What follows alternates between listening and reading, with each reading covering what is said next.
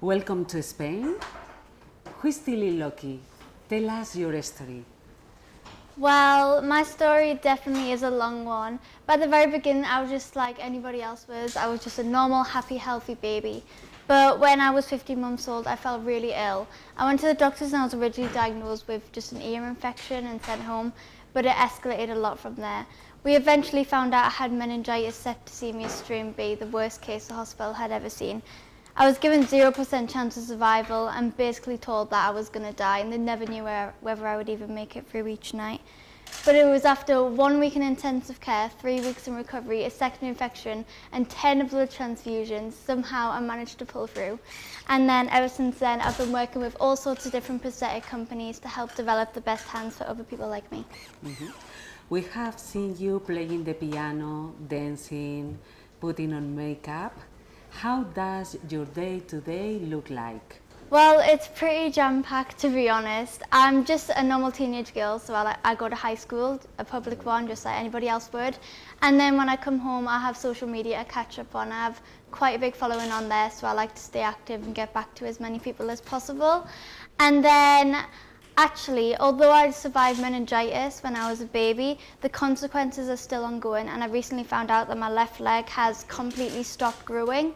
And so now, although I got that operation finished in September, my leg now doesn't bend at all. So I'm having to have intense physio Wednesday and Thursday at school, and Monday and Tuesday I'll have hydro and then doctor's appointments.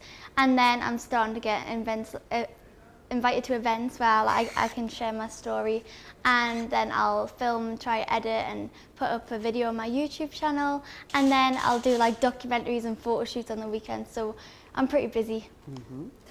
The motto of our foundation is Girls Without Limits. You are the best example of an inspiring girl. Do you think the girls have limits? No, definitely not. When I was in hospital, I was told that I would never be able to walk, never be able to run, never be able to dance, never be able to play the piano, and I can do all those things now.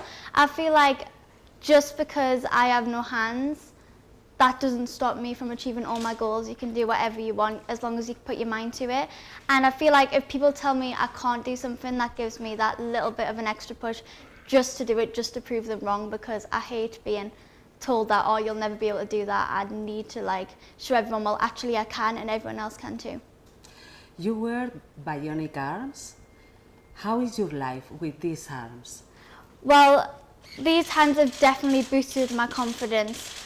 They do help me. I didn't really jump into the whole hand industry trying to create hands for me in particular.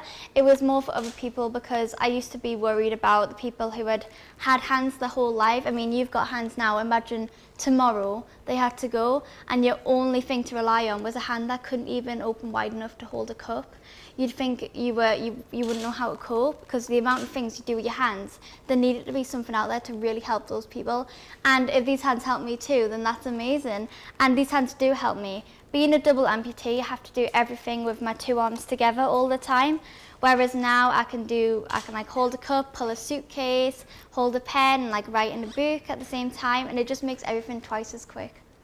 You are a fighter. Your parents, your family have helped you a lot. Could you tell us an anecdote about how your mother told you to do things by yourself? Yeah, so I really owe it all to my mum, really. She's a huge inspiration of mine, because back then I feel like she really made me into the person that I am now. Because I do have this story. I just recently lost my hands, and I was in a room with my mum, and I basically wanted to get into the other room, but I thought that just because I had no hands, I wouldn't be able to open the door by myself.